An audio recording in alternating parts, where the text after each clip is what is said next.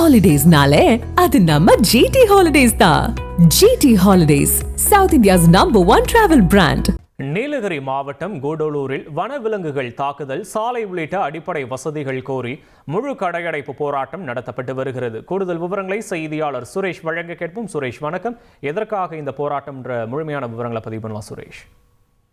வணக்கம். நீலகிரி மாவட்டம் கூடலூர் சட்டமன்ற தொகுதியில் கடந்த சமீப காலமாக வனவிலங்குகள் தாக்குதல் அதிகரித்துள்ளது. குறிப்பாக கடந்த 2 மாதத்தில் 5க்கும் மேற்பட்ட யானை தாக்கி உயிரிழந்தன. அது மட்டுமின்றி புலி தாக்கியதில் 13 பசுமாடுகள் இறந்துள்ளது.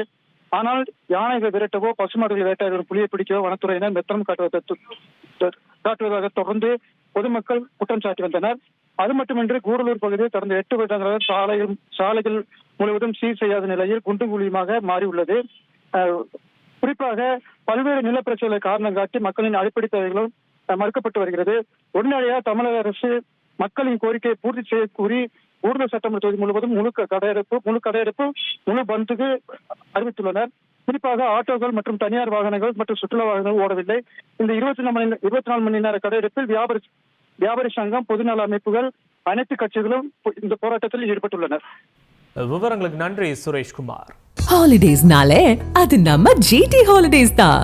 GT Holidays, South India's #1 travel brand.